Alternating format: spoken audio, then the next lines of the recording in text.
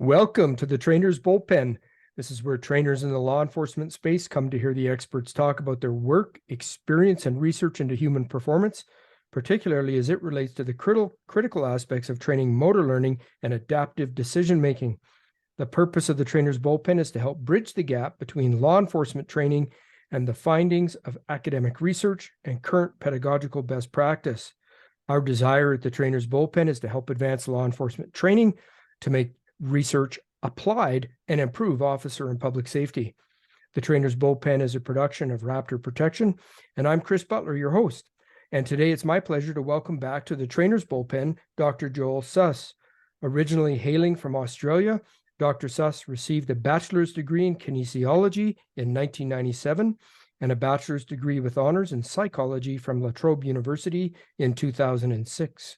He moved to the USA, where he completed a PhD in applied cognitive science and human factors from Michigan Technological University in 2013. He was a postdoctoral researcher in cognitive engineering lab at Université Laval in Canada from 2014 to 2015, before joining the faculty at Wichita State University in 2015, where he serves as an associate professor in the Department of Psychology. His research interests focus on understanding and improving perceptual cognitive performance, such as anticipation and decision-making in complex and challenging operational settings. Law enforcement, security, military, command and control, aviation, and emergency medicine.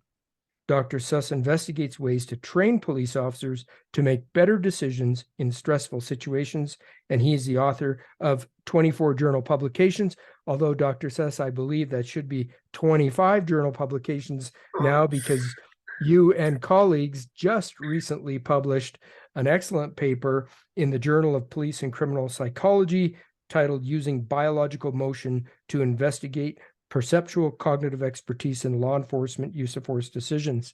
So congratulations on that recent publication, and welcome to the Trainer's Bullpen. Thanks, Chris. Thanks so much, and thanks for having me back.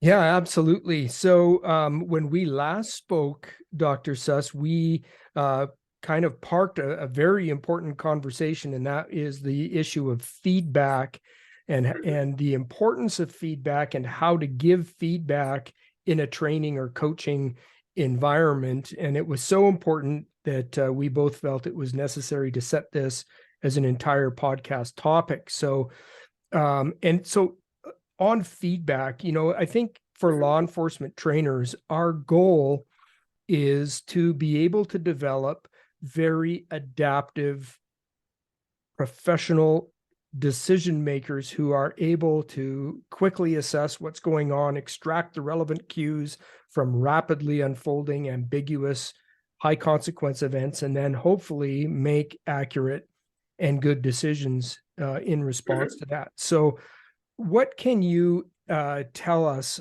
just kind of by way of a beginning of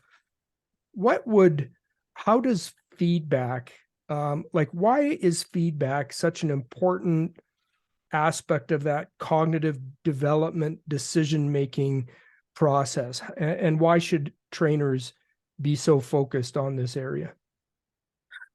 Right. So I think that feedback's really important because I think of it from a perspective of deliberate practice. And one of the tenets of deliberate practice is guidance training under a coach who's able to give you the feedback that you need to push you to the next level. And most of the time, even though people might like to think that they can give themselves their own feedback, and to some extent they can, if you really, really want to get good, you kind of need extrinsic feedback and explicit feedback from an expert coach who can see things from the outside and can get you to think about things in ways that are going to get you to develop and enhance your mental models of these kind of critical situations and time-constrained complex situations. And doing that, like I said, needs some kind of feedback, not just about the outcome of your performance, whether it was good or bad, like whether, using lethal force in a particular situation was the right thing or not. That's feedback that's focused on the outcome. But there's also feedback that you could give about the process of getting to that point. But getting to understand the process, what someone went through, which is essentially what happened in their head, is not as easy to come by as just observing what they did and commenting on their movement or how they drew the weapon or their positioning or their use of defensive tactics. Does that make some sense? Yeah, absolutely. And so just two things I want to ask in relation to what you just said, because I think that's very important, is I can already hear some trainers saying, well, I give feedback. When my students make errors, I see what they do wrong and I tell them what they've done wrong, and then they fix it. But that's entirely not the type of feedback that we should be focused on. Is it, like you use the term, we want to get inside their head and we want to find out how are they thinking, how are they analyzing and assessing the information. And so that's point number one. And point number two is that the outcome, as you said, is never the measure of whether decision-making was good or bad, especially in the law enforcement world, because cops don't always or hardly ever control the outcome. And so we can actually have, and I've seen this, Dr. Suss, I've seen a positive outcome where decision-making was horrible, but only because of providence or good luck, nothing bad happened. And so then the danger is you walk away from that reinforcing that what you did was actually good performance, but it was very dangerous decision making. And so the outcome isn't the measure, is it? No, and that's interesting because I participated in some police training a couple of years ago, and I was very surprised to see that as soon as the scenario finished, it was simply a matter of, did you achieve the right outcome? So the scenario was set up that someone presented a lethal threat, and so if the officer who was engaging in the scenario shot the person, then they did the right thing, and then that was it. And it was kind of as if as soon as they made the shot and neutralized the threat, that it was kind of, dusting themselves off, clapping the hands over, well done, good job. And there was no reflection on the process. And it really, really surprised me because I thought that in some of the people who I saw go through this, I didn't think that the process was the best that it could be. Let's put it that way. But there was no focus on that, and I think that that's concerning. And so I think that this idea of getting at what's inside someone's head is really, really valuable, especially if you want to make those independent, adaptive decision makers. If your goal, contrary to that, is just to make robots that follow procedure and carry out things A, B, and C and essentially can't think for themselves, then sure, don't bother about delving into this feedback and trying to find out what went on in someone's head.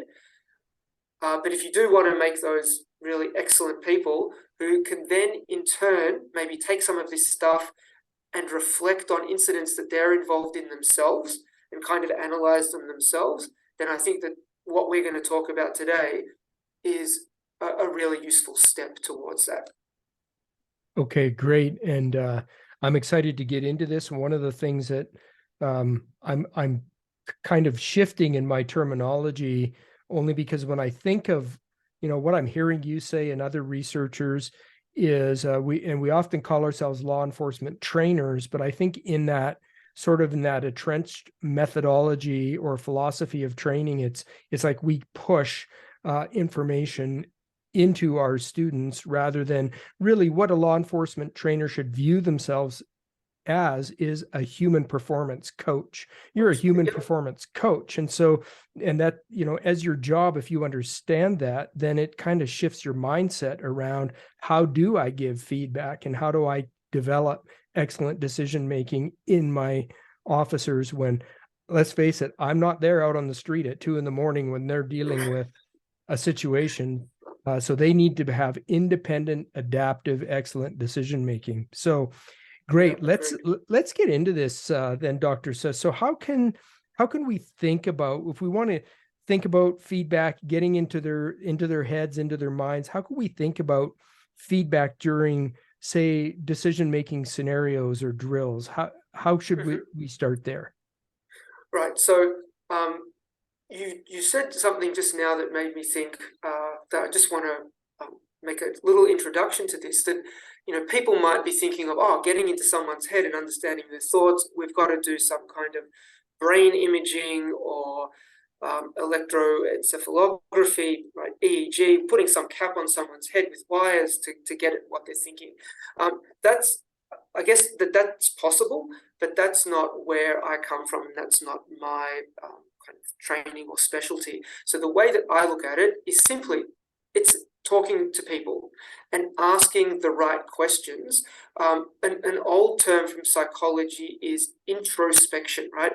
Looking into yourself and getting at what's going in your head. But this is now doing it with like a coach, asking the right questions to extract this kind of information. And why that's important is because often people think, and I'm sure you've heard it, right? Oh, I didn't think during this incident or scenario, I didn't think, I just made decisions. I just, everything happened so fast. But in spite of that kind of feeling, I think that it's still possible to get at what did go on inside someone's head and break it down, kind of slow things down and look at things in detail, because by and large, I'm convinced that lots of things do happen, even if it's in a very short space of time. And I look at it as my job, or the coach's job, as to the skill is extracting that information and getting people to use it to understand what they did and understand how to get better. So one kind of fancy term for this overarching thing is cognitive task analysis. And when we talk about cognition, that's a big word and it kind of is confusing sometimes. The thing to focus on is cognitive is kind of the opposite of procedure or rule-based performance. So yes, police officers need to learn procedures and they need to learn if this, then that.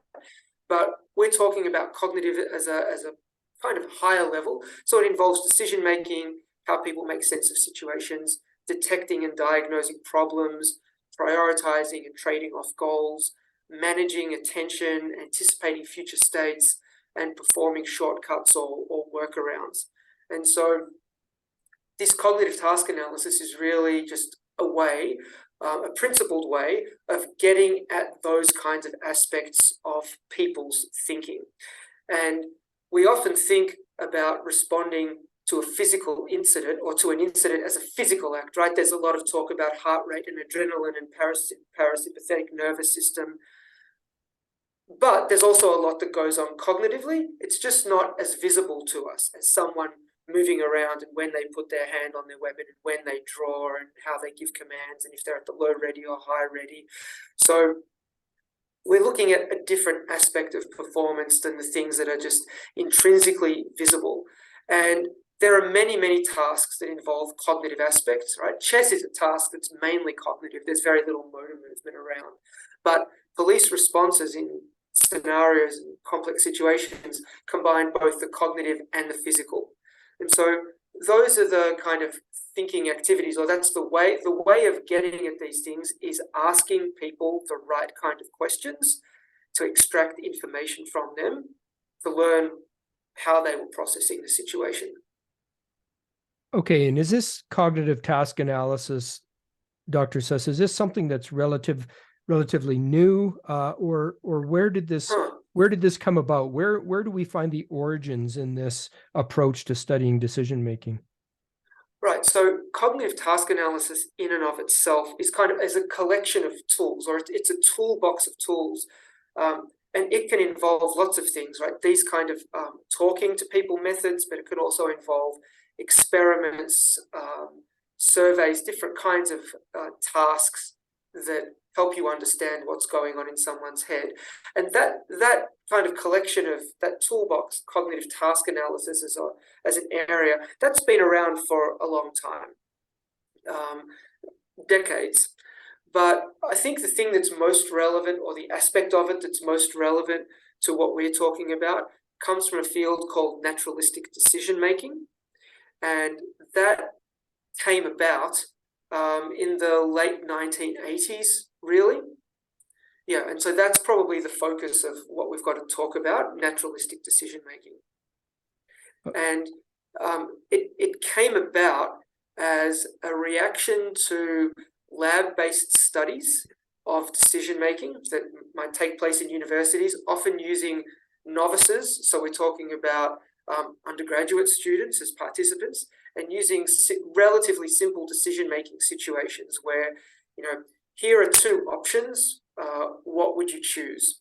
And that's not to say that that research isn't useful. If people are familiar with Daniel Kahneman's Thinking Fast and Slow, that kind of research led to a Nobel Prize for him. But there was a bit of a reaction to that situation because some people thought that that doesn't really capture what goes on in the real world in terms of police, military, firefighters, pilots, nurses in ICU wards who need to understand complex situations very quickly and make decisions. And so this area of naturalistic decision making studied those kind of people in those kind of situations. Okay, and so when I hear you say naturalistic decision making, where my mind immediately went to is the work of Dr. Gary Klein and recognition Exactly. prime decision making. So what's the connection between naturalistic decision making and recognition prime decision making, or are those two terms really referring to a very similar process? Yes, it's referring to a very similar process, and I hope Dr. Klein, if he hears this, won't think that I'm butchering his work. Hopefully I'll do a decent job of explaining it. But the naturalistic decision making you can kind of think of as the field that took this approach to study decision making, and recognition prime decision making was a descriptive model of decision making that came out of the research that he and his colleagues did. So it's kind of, it's one and the same thing, but recognition prime decision making is a model that is a kind of summary, I guess, of the kind of research or the findings that were extracted from the kind of research that he did. And the way that they studied these decision makers many times was to use something called the critical decision method. And that's, again, a fancy term. What does it mean? It's essentially storytelling with probe questions. So this critical decision method has four main, what you'd call sweeps, four main stages. So first of all, you'd sit down with someone, an operator, a police officer, a firefighter, and you first identify an incident where that operator faced some decision challenge. So the first thing is you're not looking at something that's a straightforward, easy incident to deal with, something that's very procedural. You're looking for something that's quite complex because you want to understand how they dealt with that complexity in that situation. So the first thing is maybe looking at a few incidents, asking them to come up with a few incidents, describe them very, very quickly, and then focusing on finding one of those to focus on in more detail. And so the sweep two, the next stage, would be establishing a timeline for that event and putting down the major events that happened within it and at what times they happened, and actually doing that on paper, sketching it out on paper. And then the next sweep or the next stage is called the deepening phase. That's using probe questions to get at critical cognitive aspects. Now, what are these kind of things? Because this is really where the rubber meets the road. This is where the person who's running this, the researcher, or in our case, the coach, would be asking the right kinds of questions to get at different aspects of the situation. There's kind of a laundry list of questions, of deepening probe questions that you could ask, but I think the real skill is understanding what to ask, when, during this process, because you can't ask all the questions all the time. Otherwise, it's already a long process and it would just take hours or days. So I'm going to list off a few different kinds of things that you could ask, and but there's a longer list. So one of the key things is asking about cues. So what were you seeing, hearing, smelling, noticing? And you never really want to put words in people's mouths. You're asking open-ended questions and letting the people, the person who was involved in the incident, the decision maker, you're letting them do the talking, most of the talking. And so one of those things, right? What were you seeing, hearing, smelling, noticing? That's getting at cues. Another thing is information. So what information did you use in making this decision or judgment? How and where did you get this information? From whom? What did you do with this information? Another is goals and priorities. So what were your specific goals and objectives at this point? And because I find that people don't think about goals and priorities that much, and I think it's a very valuable thing to look into. And so it's really interesting to note that oftentimes there may not just be one goal. It may be very common that you have multiple goals at the same time, right? You might want to protect yourself and protect bystanders, or you might want to communicate with someone, but you might want to protect yourself by getting behind cover. And so at some point, there's going to be prioritization of those goals, right? Saying that one is more important than the other. So what was the most important to accomplish at this point in the incident gets at that prioritization. And so I could go on and on with different kinds of probe questions, but they're essentially the kind of things that you'd ask. But depending on what aspect of the incident is interesting, and what are your goals as well? What do you want to try and understand from the incident? So you'd go through that process, and you might do that for different decision points during the incident, because incidents typically, take place over time, whether it's a short time or a long time, and there may be what we call different decision points, where critical information has come up that changes the way that you see the situation and then the way that you interact with it. So you might go through this process of deepening questions for several different decision points. And finally, the sweep 4 is asking what-if questions. So examples of those are, what if this had been someone less experienced and you dealing with this incident? What might they have got wrong? What might they have not picked up on? How might they have seen the situation and not seen what you saw? And then another kind of what-if question could be, well, what if something about the incident changed?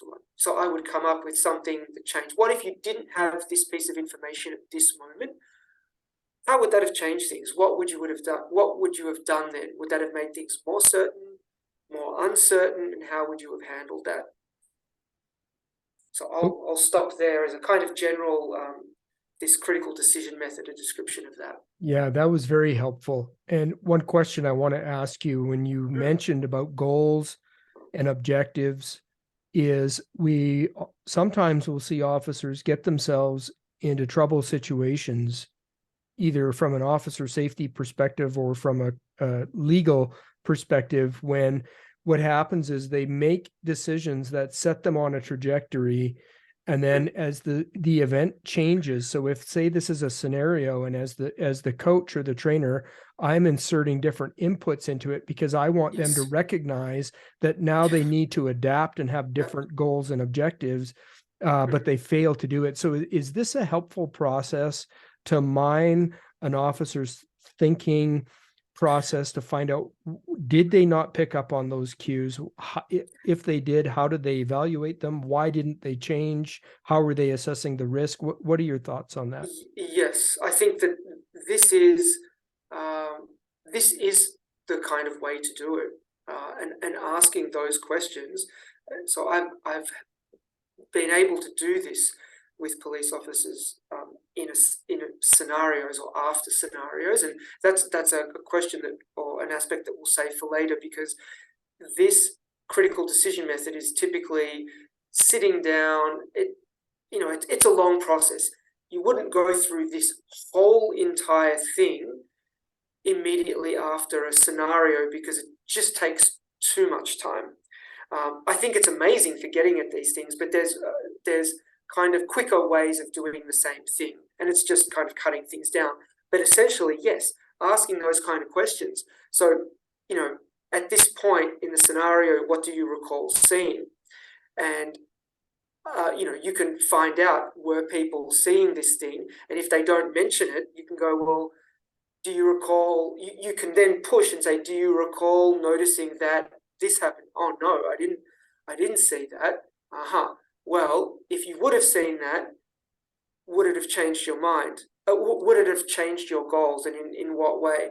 But then, like what you're talking about, if people did see something and they still didn't adapt to it, then I think it's really important. And I think this is a really good way of getting at, well, why didn't you adapt? If you did see it, I put that in there. I injected that into the scenario. As your coach, I put that in there because I intended for it to change your goals.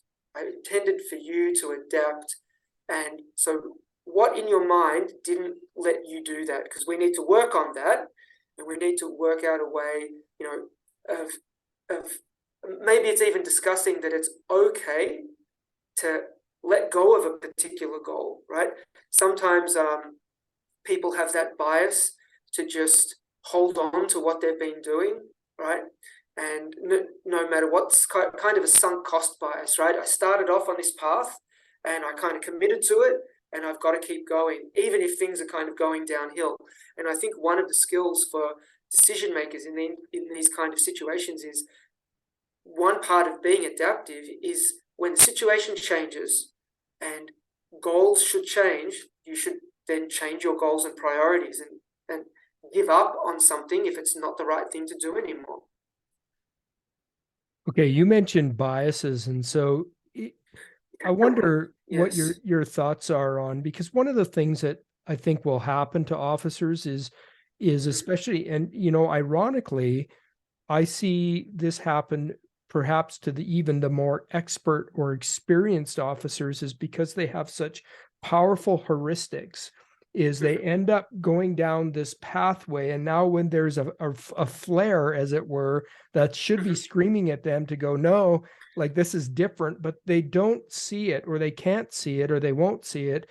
Is that because of is heuristics sometimes making us blind to those cues, those anomalies? Or I think, for me, I'm just thinking about this from a little bit of an academic perspective.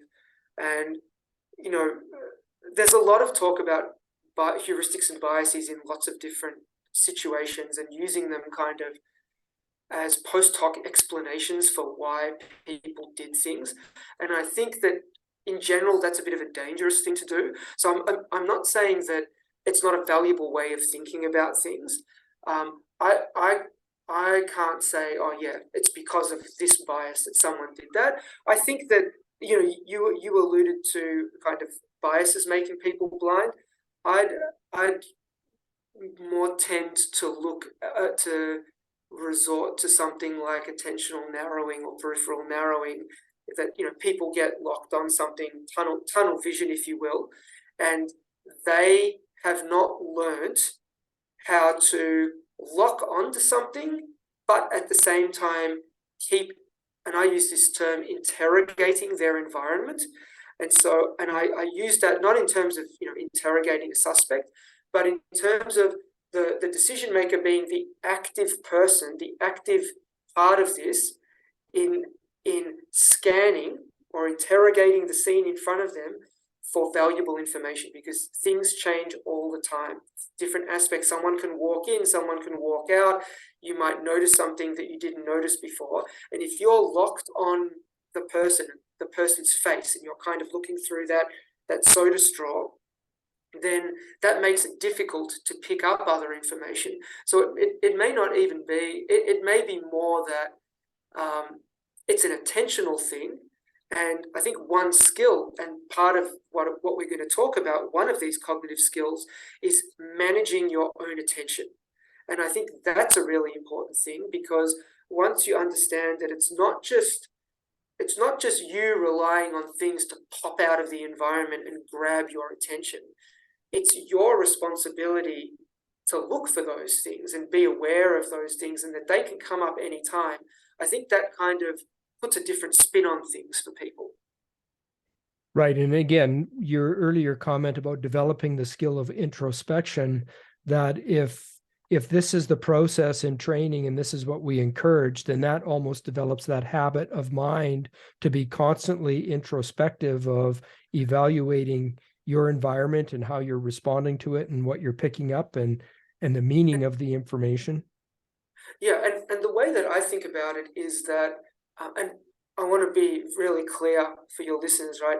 I have not been a police officer, and I don't pretend that I know exactly what they go through. But in these kind of situations, I think about it as the situation is trying to trick me in some way, and what I mean by that is that I may not be perceiving things accurately.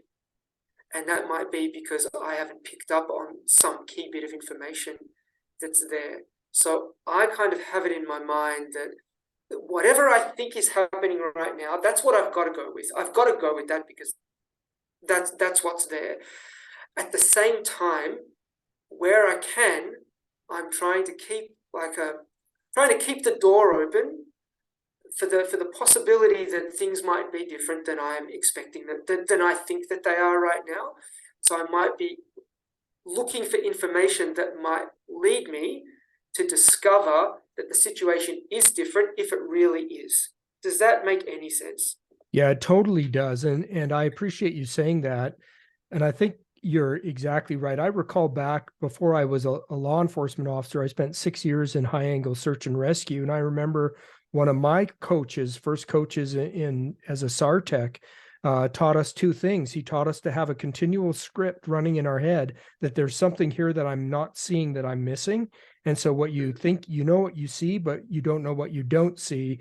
And the second one was to have a healthy dose of self-doubt about, and not meaning being underconfident or not having confidence in your capabilities, but self-doubt in that you know exactly what's happening. And so I think those two things in that environment, and certainly for me, I transferred that into 28 years of law enforcement. And I think just that those two skills really helped me not get locked into being so set in a certain trajectory and missing critical information in the environment. And I think that there's, from the broader studies of naturalistic decision making in lots of decision making situations, that's especially in intelligence analysis, which seems like far removed from the kind of police situations that we're talking about, but it's kind of the same thing, right? You get a bunch of information coming in. The real situation is perhaps unknown, and all you've got are the cues, the information that's coming in.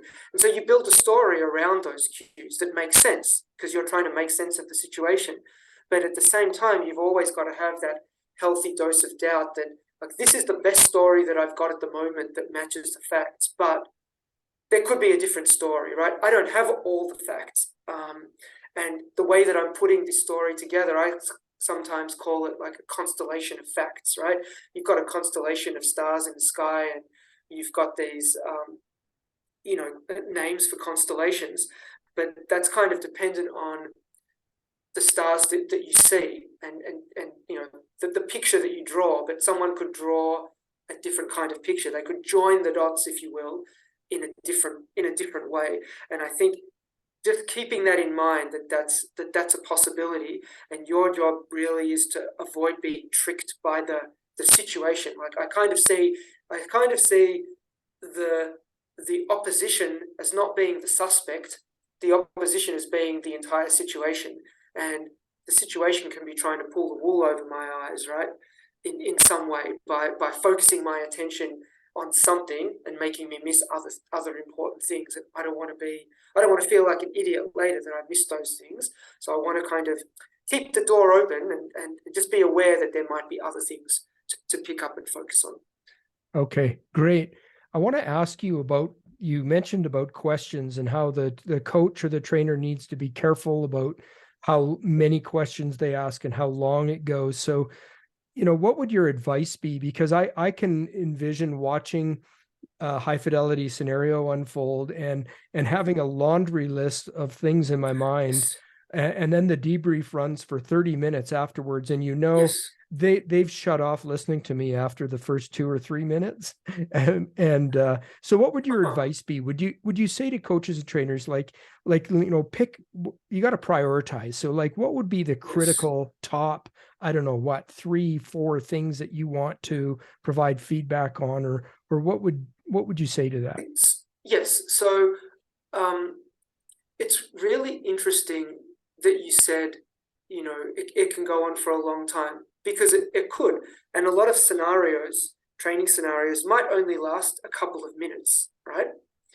But the way I look at it, the gold in that is the time that you take as a coach afterwards to go through this kind of process and elicit this kind of thing. And it's kind of getting the person to understand, or the trainee to understand their own thinking. And it's not it's maybe even less of the coach giving feedback as the coach asking questions so that the trainee kind of gets them in the trend of thinking about these things so that they can think about them for themselves when they're on the street, when the coach isn't there, or after they've been in an incident on the street. So yes, you could take half an hour. I don't see people as getting kind of bored and their eyes glassing over because they're the active part of this. They're the one who's doing the most talking. It's not the coach, it's the trainee. But I do take your point that you don't want it to go on for half an hour. What things to focus on? There's this laundry list. There's really about 7 things that you can think of, cognitive skills or activities to focus on, and you couldn't focus on all of them even after one scenario. It would just take too long. And one thing that I do want to mention is, if let's say you've got a class of students, of trainees, and they're all doing the same scenario, I don't think that it's necessary to focus on or to ask the same questions of every trainee necessarily. I think that the coach needs to get to a situation where they're going to ask the questions that are best going to help that trainee in that moment with their experience move to the next level. So after saying all that, let me actually answer your question. Focusing on sense making. So how are they sizing up the situation? So at this point in the situation, what did you think was happening? What were you focusing on? What were the cues? And when I talk about cues, right, that could be things that they see, smell, hear. But the next level to that is not just what did you notice, but it's what did that thing mean to you? How did you evaluate it? Did you think it was a threat? What meaning did it have to you? Because just stopping at the cues, at what did you notice, it's leaving out a lot of stuff, because different people will see the same thing and assess it or evaluate it differently. So that's one thing that I think is really important. Another thing I mentioned previously was about goals, goal prioritization. So identifying trade-offs, so identifying the most important priorities within complex situations and with competing demands, and then trying to help people understand, well, how did you prioritize those things? You said that at this point, your goals were this and that. Well, you could ask, why were your goals this and that? Some of it might come down to law, right? That police officers need to know. Well, my goal was this, to arrest the person or detain the person at this situation. Why was that your goal? What about the situation led that? And that may lead you into a conversation about the law and the legal aspects behind it. It kind of lets you check their understanding of the law. Another thing that we've spoken about is attention management. So do you remember looking around? what were you focusing on? How were you scanning the environment? Do you recall getting locked in and just kind of tunnel vision at some stage? Did you try to break that? How did you break that? And another thing, maybe the last thing that I'll mention at the moment, is the decision-making part. So when you came to make a decision about what you would do, how you would respond, what course of action you would do, what kind of things crossed your mind? Did you consider different options? How did you compare different options? Why did you choose the one that you did? Why did you think that was the way to go? Did you play it out in your mind, briefly before you did it? So that's kind of on the fly, very quickly, as you're in the situation. Did you think about, if I do this, what's the likely thing to happen? How's the suspect going to react? What's my next move going to be, essentially? How is my decision and my action that I intend on carrying out, how's that going to change the situation? And am I ready for that? Because if I'm going to just do something and I haven't thought about the consequences of it, that may not be such a good thing. I'll pause there and let you speak.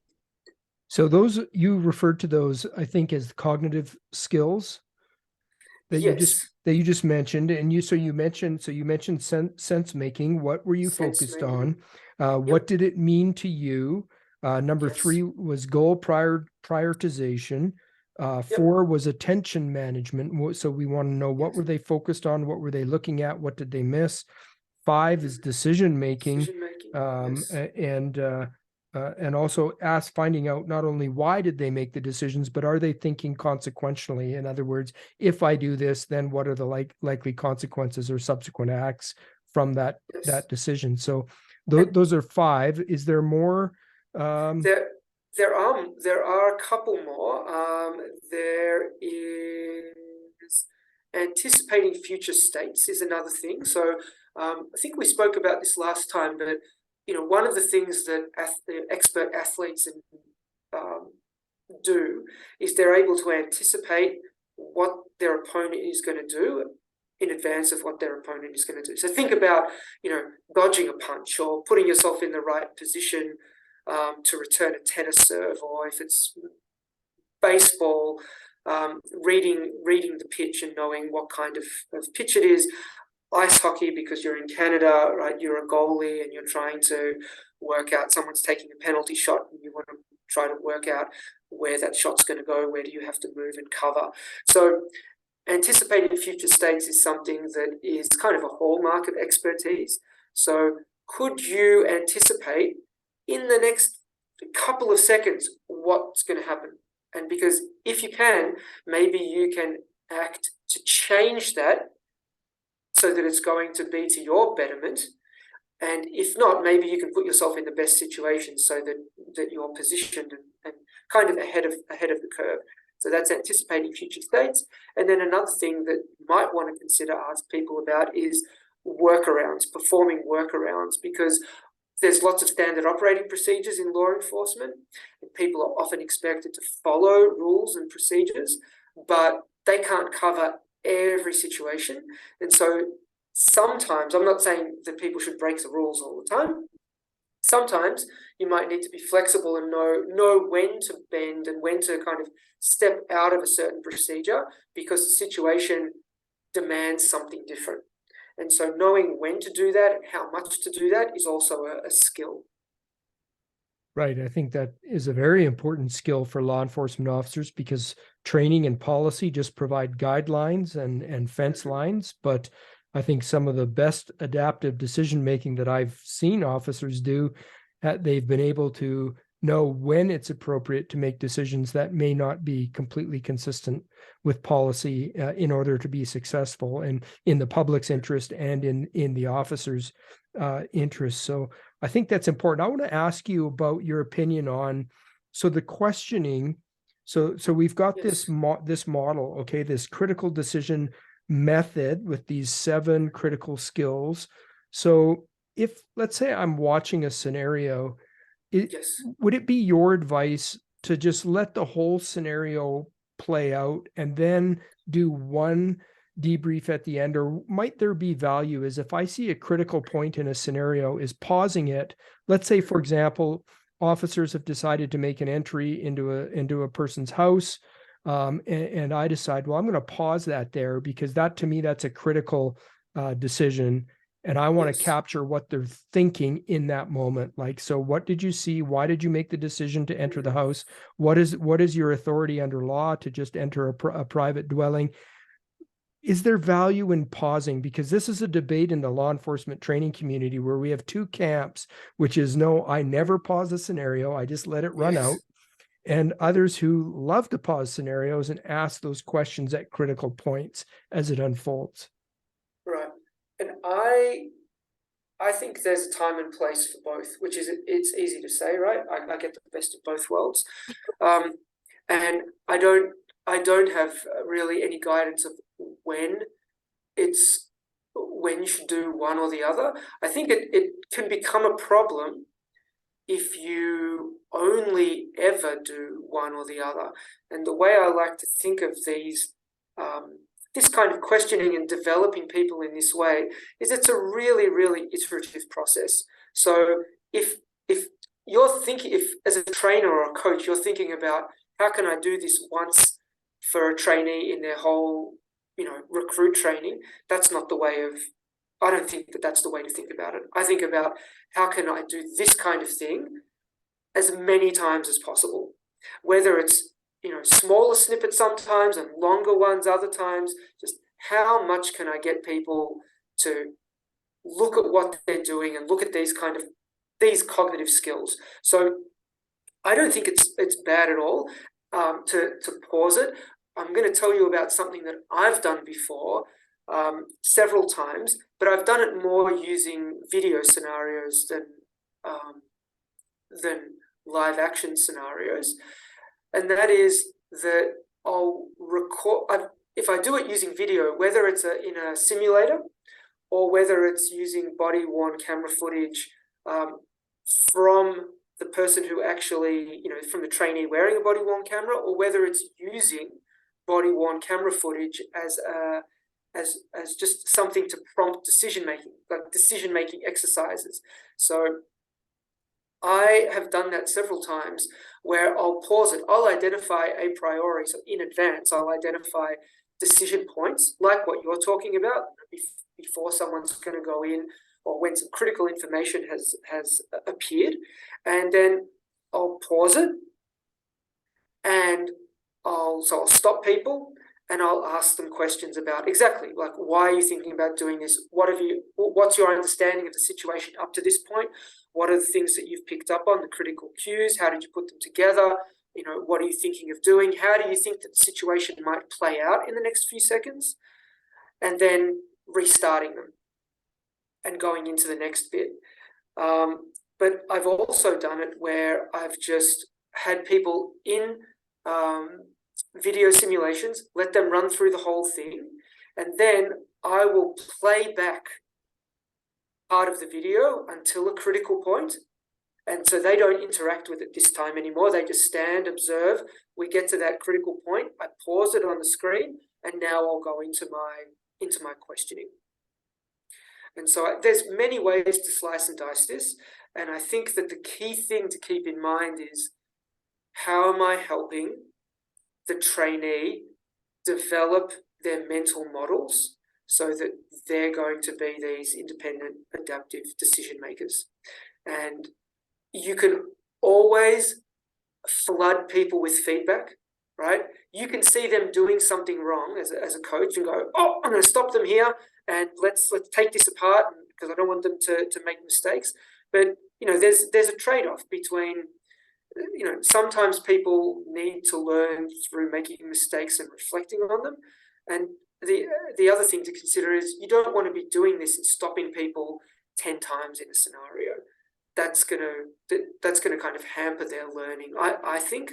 So I look at this as, how can I do this a lot during the course of a training program, not how much can I do it in the course of one scenario? Does that make sense? Yeah, absolutely. And as I'm listening to you talk, I'm also thinking, I see a lot of value for this method, the critical decision method, using the 7 cognitive skills in, for example, a shift briefing. Because I mean, I think I wouldn't want our trainers to think we're just talking about when you have the big training event, you've got everybody there. But at the beginning of a shift briefing where you've got your team of officers beginning their shift, if you were to show a brief video and then use Yes. this method, even if it was 10 or 15 minutes, but if it was structured and you worked through Yes. these 7 critical skills with your team, I think that the learning value in that would be immense.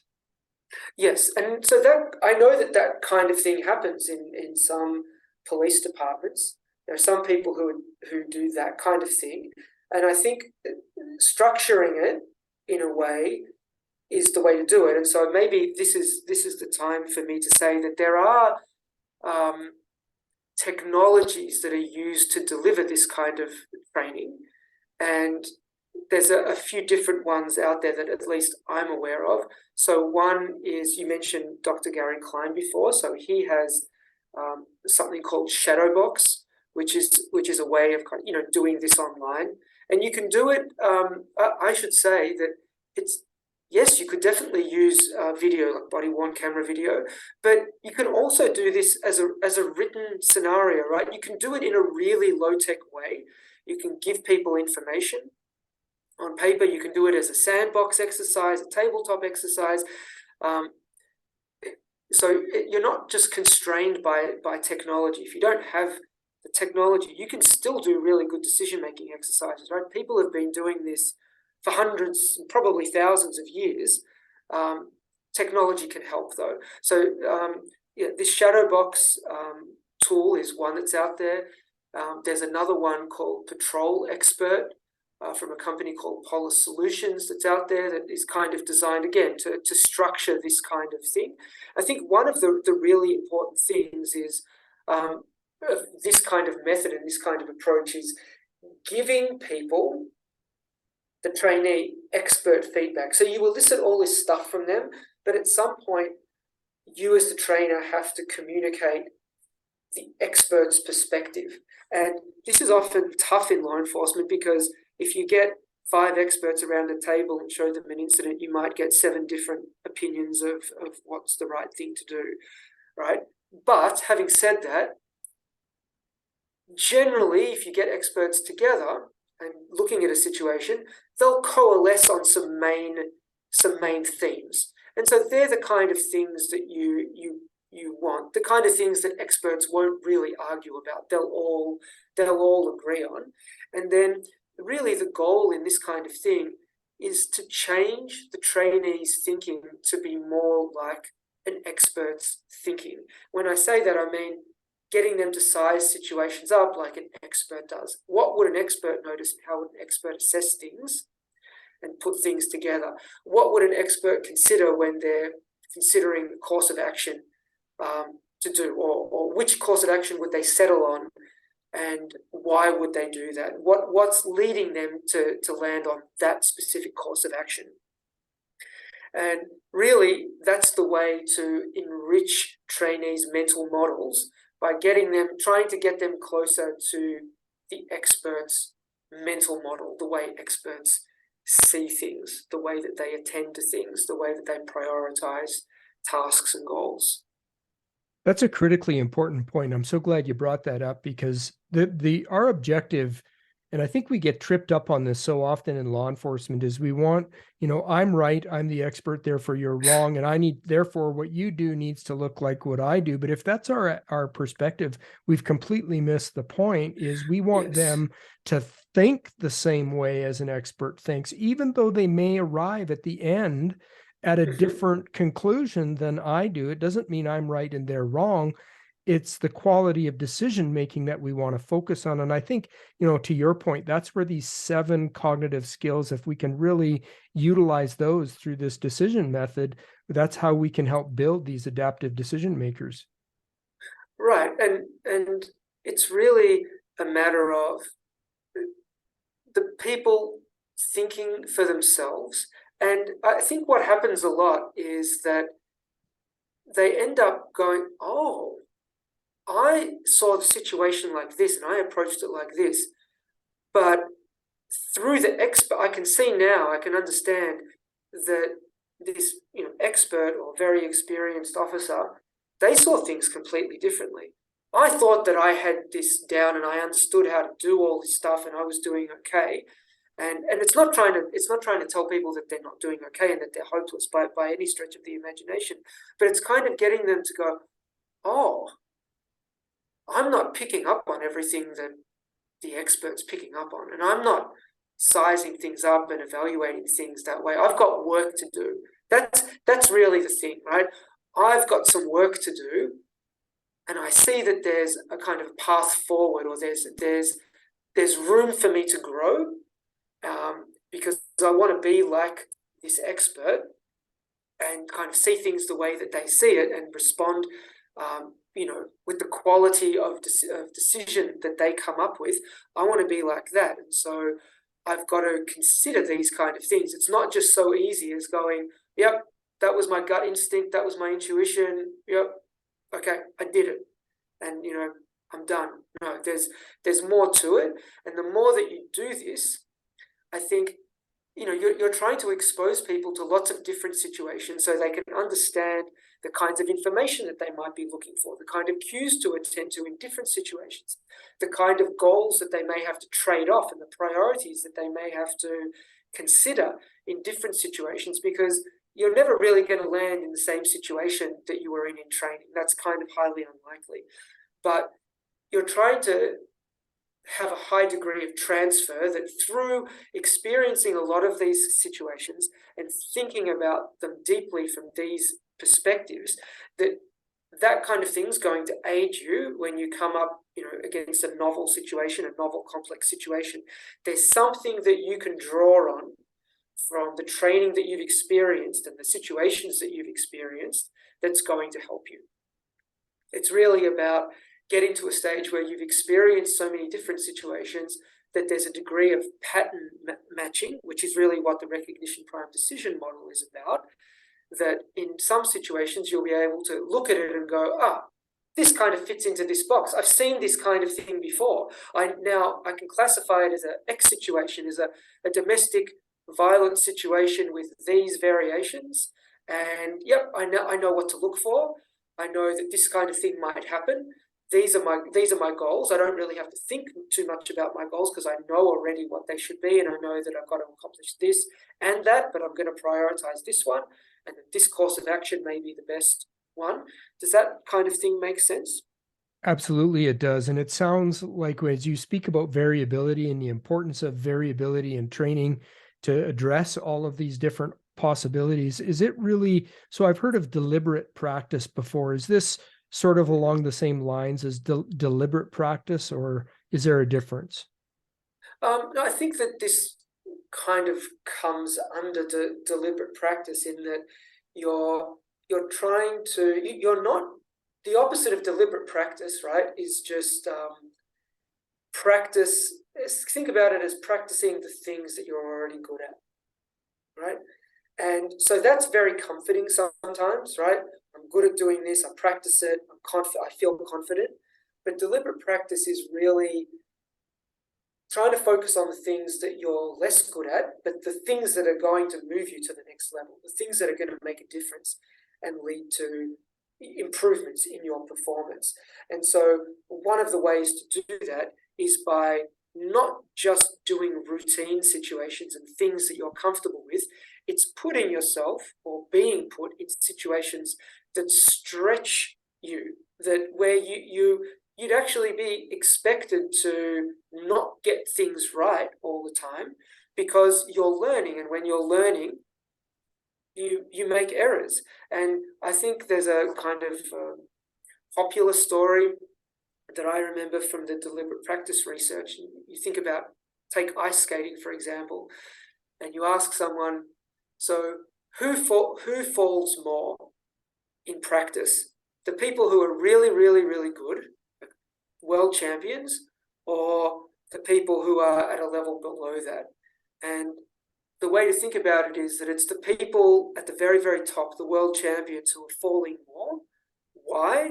Because they're trying the things, the tricks that are pushing them more, that they're trying to reach a higher level, the more complex things, and the things that are harder to do, and the things that they're not good at yet. And so you kind of expect to fall sometimes, but when you fall, you hopefully learn what you did do right, and the next time you won't make that mistake again, and you'll get better and better and better. So that's kind of the analogy that I think of.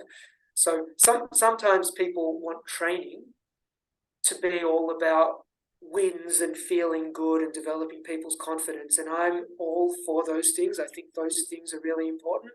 But if you look at any field and you look at the people who are the best, the highest performers in those fields, you'll find that they're either making for themselves, or they've got a coach that's helping design deliberate practice activities for them that purposefully put them in situations that they're not comfortable in, that are forcing them into these situations where they learn what kind of decisions do I have to make, these uncomfortable situations.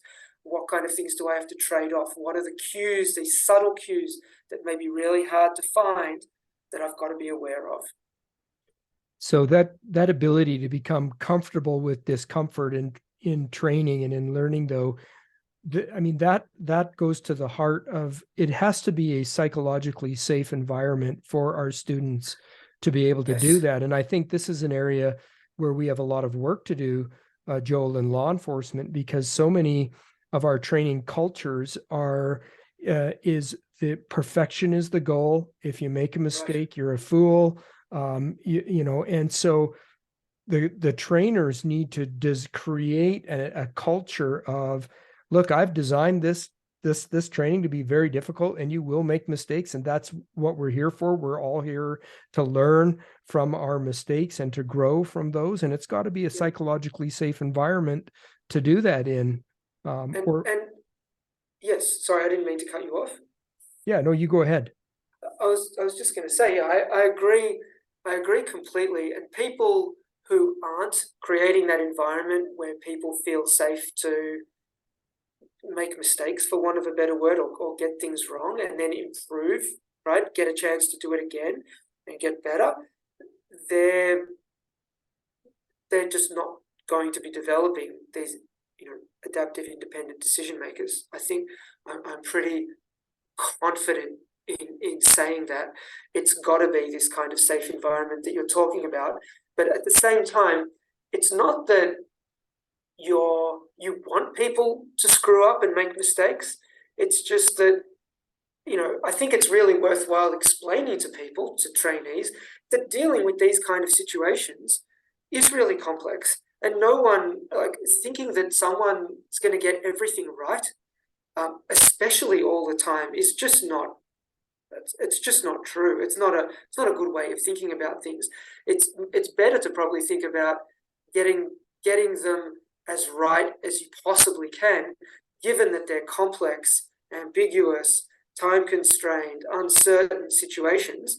You're not, the perfection is probably not the thing to aim at. It's doing a good job and trying to cover as many bases as you can. I'm not saying that perfection's, not a good thing to achieve, but in these kind of complex situations, it might be, that might not be a reasonable goal. And so, it's normal for people to not get things right, and there's always room for improvement. And so I want to put a trainee on the path of trying to achieve that improvement, or always trying to improve and thinking about how could they have done something better. And that applies to them looking at situations that they encounter out on the street when they may not have someone to, a coach there, right, to go back over things with them. But you yourself, the officer, has the opportunity to go back, and maybe you attended it with someone else, the call with someone else, and you can speak with them about it. You can get into the habit of kind of asking yourself these questions.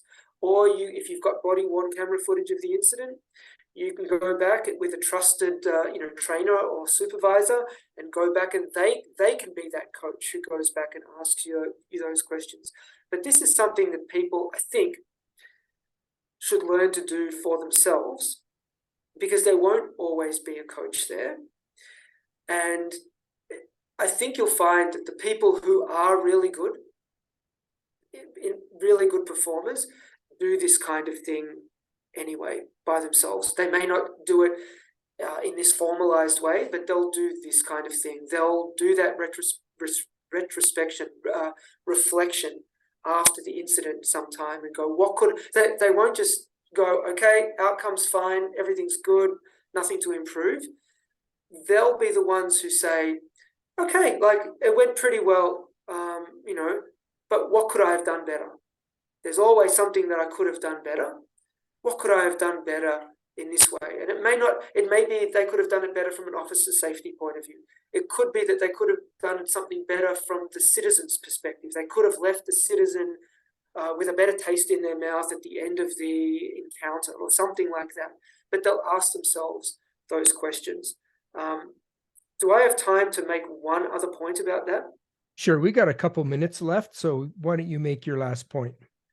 Yeah, so the way, as a trainer that I really respect in Wichita, Kansas, he made me think about this a few years ago. Most of the time, trainers, coaches, never put themselves in the situation that they're asking their trainees to do. And what I mean by that is they don't get put in a situation, in a scenario blind, where they don't know what's happening and they just have to deal with it. And I'd encourage trainers to think about that and think about how they would do if they were the trainee thrown into a situation where they don't know all the injects and all the things that the cues that have been put in there and what is meant to happen and the learning objectives. And that might help them think about how a trainee sees things. And I think that it's really good to ask yourself and be really realistic. How perfect is my performance going to be if I'm in that unknown situation? Because if you're expecting perfection from your trainees and you were put in that situation, ask yourself how perfect your performance would be. And if you really want to test it, get your fellow instructors to set up a situation for you blind, and get them to put you in it and see how perfect your performance would be, and consider, whether it's possible for you to learn and get better after doing it that first time. I think I'll leave that point there.